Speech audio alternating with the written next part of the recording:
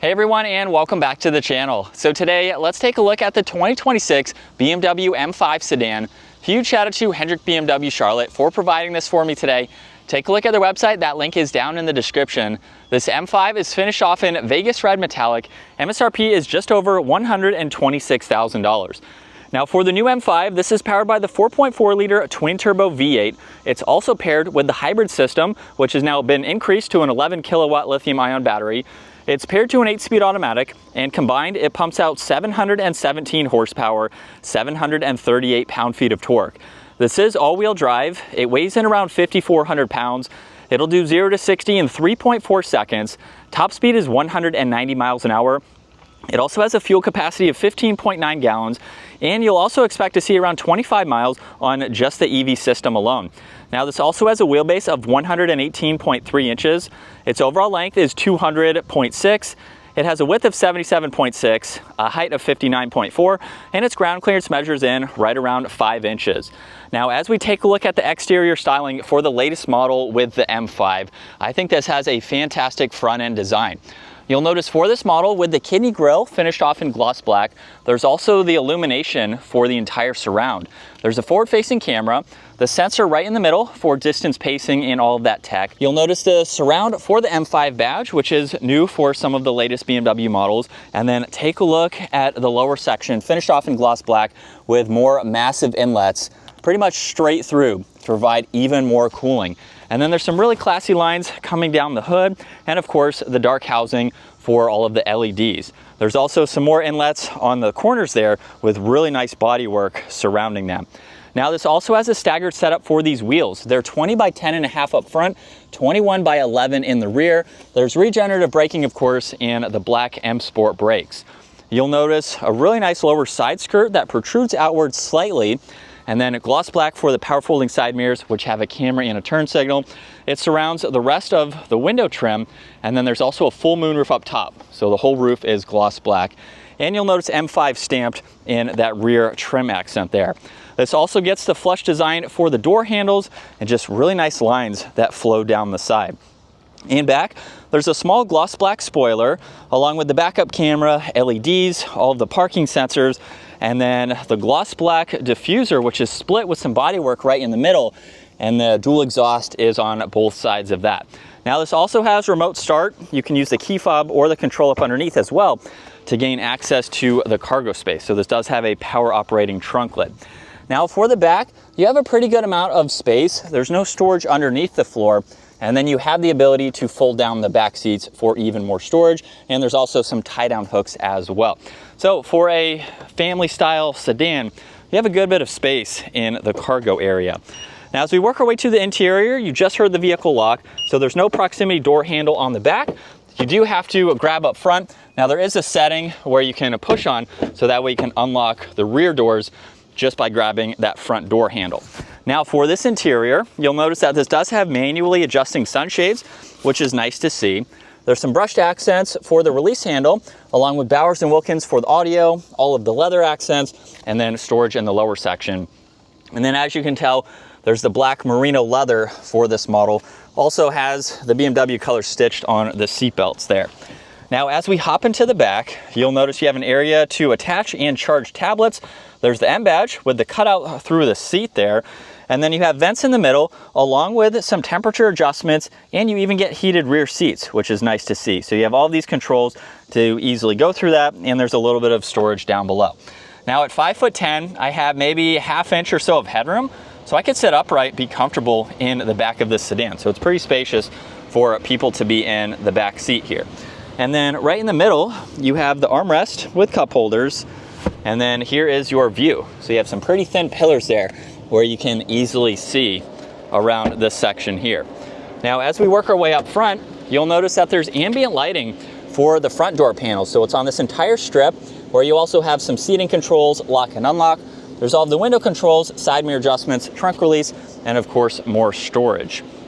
You'll notice M5 down on the door sill, and then a really nice design for these seats with M5 up top there. They are automatic, so all of those controls are down below.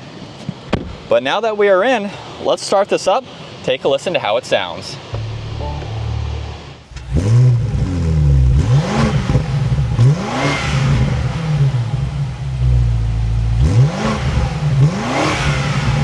And coming back to the digital gauge cluster now, you'll see on the left side there's miles per hour and fuel. On the right side there's the tach along with the hybrid charge, so you can monitor that. Now you can also go through a lot more information using this control right here. There's also volume, you have shortcuts to your music, Bluetooth, and voice commands. But if we go into the content now, we can scroll through all of this and you have quite a lot to view between some daily driving information and some performance driving information as well. So it's nice that you can at least go through all of those there. Now this also has massive paddle shifters on both sides. You'll see M1 and M2, and then on the left side, there's the cruise control settings. This also gets the leather steering wheel with the flat bottom design, some really nice trim accents in that lower section. Now to the left, you'll notice a control for the air vent. You also have fan speed and then headlight and fuel cap release. There's also some carbon fiber-like accents right there.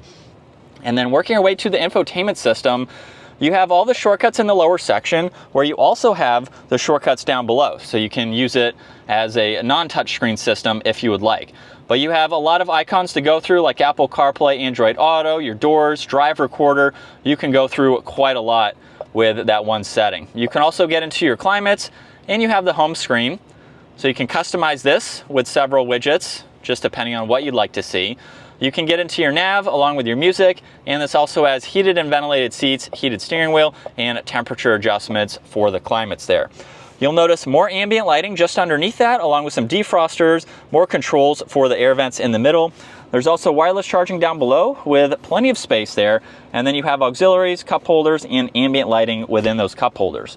Now you have all those shortcuts like I just mentioned, and behind that there's volume, you have tuning. There's also M mode, so when you push on that, you can go into sport mode. That is going to change the gauge cluster and provide you with some more of that sporty information. In front of that, there is M hybrid. So this is how you can go between hybrid, which is the combination of the gas and the hybrid system. You have full electric, and then E control, as you just heard the engine start up, that is going to save on your battery, so you can charge the battery while driving. Now there's also setup, and this is how you can get into M1 and M2, where with this plug-in hybrid system, you even have M hybrid. So you can get into these controls and have it fully set up with your battery and your engine. You can have it just on electric mode or just on the battery saving mode. There's also drive logic, so you can go through the transmission shifts. You have your braking, your exhaust, quite a lot to go through to set this up to your liking. In front of that, there's traction control, a shortcut to the camera system. And just by pushing on the shifter forwards, that is how you put the vehicle into reverse, where you do have backup assistance and then several angles, just depending on what you need to see. So you have quite a lot to set this up and be able to see around the entire vehicle, of course. There's also drive and sport mode, which allows you to use the paddles. E-brake is basically park. You have auto hold behind that, engine start stop. And then there's also the split design for the armrest. And then with the glove box, you have plenty of space as well. More lighting on the passenger side, as you can tell. There's garage door buttons up top, along with dome lights and controls for the sunshade, as that is power operating, and then Alcantara for the headliner, which is great to see. And then here's a look at visibility. You do have a fixed glass there, so you just have the sunshade that will open. And then over the left side, you can easily see out of that back window. As we set up behind the wheel now for the M5, this is the second time that I've been able to drive one. I was also able to check out the M5 Touring, which is the station wagon version. I wasn't able to drive that, but if you want to see how that vehicle differs, it's mainly the same. You just have that station wagon back-end design. Take a look at that separate review video for that model. They're going to drive fairly similar. They have the same power plant. You just have two different exterior bodies, basically, depending on what you would like and want. But I think the new M5 is a really cool model. Now, I do wish it was also offered as a non-plug-in. You only have one configuration, the plug-in hybrid with this twin-turbo V8, of course. And if you're new to the channel, I own a plug-in hybrid X5. It's the 45e, and so I have a lot of experience with a plug-in system from BMW. I think there are some really good benefits to it. I personally will probably sell mine and just go with a 40i, so the non-hybrid system. And my reasoning is the hybrid is cool. The plug-in hybrid technology is really neat. It's awesome to see the extra power that you can get out of it with the combined system. I personally I don't like plugging it in all of the time. While you do have a really cool range, obviously it's not like a full EV, but you need to charge the hybrid system at home a couple times a week to really get the full benefits from the system. Of course, you can put it into the charging system where the engine is going to charge it. Braking will help charge it as well, but it's not going to get to a full charge like you would from going at home or plugging it in. So it's really neat in those aspects. I can run to the store real quick in EV. I've done it before. Stop and go traffic is really neat to just put it in the EV setting and just stop it, moving just a little bit. You don't have to have the engine on and running. So there are some benefits to it. The negatives, I would say, is just if you forget to plug it in, it's not going to be as fully charged. So you actually have to plug it in and charge it to get those full benefits. But I think it's really cool if it is an option that you want to go with. Maybe you're going to bounce back and forth between them a lot.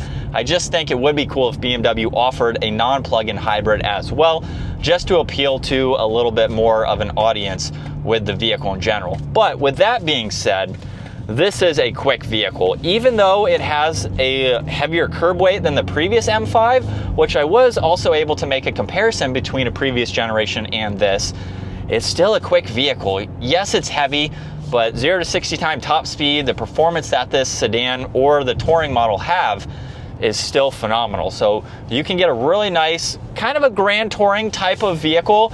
The M3 would be a lot more track focused or performance oriented, especially with the carbon seats and some of those other options, and it weighs a lot less. But if you're just looking for a little bit more of a luxury focused performance sedan, you can go with the M5 here. So let's go ahead and activate M2. So we have it in some of the sports settings.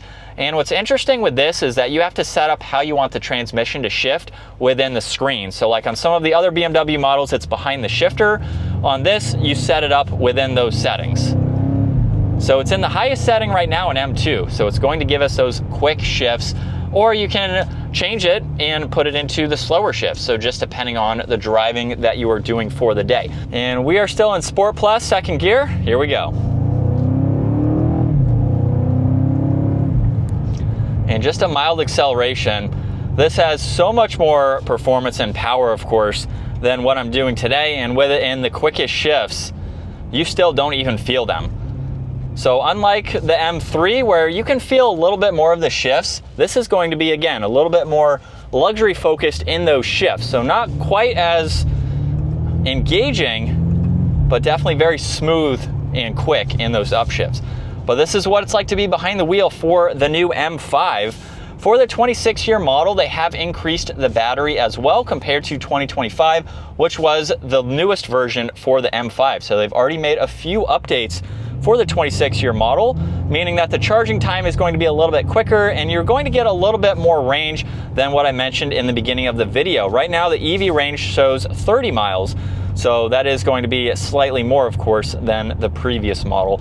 And so I think it is really cool technology. Right now, I can just go into electric and we'll give it a small acceleration here, where of course this is not going to be your performance setting. We have a lot of weight for the smaller EV system, since of course it's not a full plug-in or a full electric model. The EV is going to be good for parking lot situations, stop and go traffic like I mentioned earlier, or just pulling out of your driveway or something like that. I have used it in mine, and as I hit the paddle shifters, it goes straight back into hybrid there. So it's really neat that you can go through those three, and it's kind of just a game. And at least in my plug-in hybrid X5, I just kind of pick and choose what I want to use. If the range is getting low, I'll just go to E-Control. If I have a pretty good range, I'll go to hybrid. Sometimes out on the highway, I will go to the battery saving mode, because above 65, 70 miles an hour, you're really not using the hybrid system that much. It might be in the background assisting it slightly, but there is a range when you're out on the highway. It will show you if you're in the electric or out of it. And generally 65 to 70 miles an hour, you're basically just using the straight gas engine with a mild assistance from the hybrid, just for better fuel economy on the highway. So really nice tech. But in terms of driving the M5, very comfortable with these seats. You just have a good seating position. Lots of glass, of course, to be able to see. And it's a good size for this type of sedan. So if you're looking for a luxury-focused, performance-oriented, and all of that EV tech, this is a great option that combines all of it into one pretty performance-oriented sedan. So that's going to wrap it up for the 2026 BMW M5. Once again, huge shout out to Hendrick BMW Charlotte for providing this for me today. Take a look at their website. Give this a huge thumbs up if you enjoyed it, and consider smashing that subscribe button so you can stay up to date with our daily uploads. I'll see you all in the next video.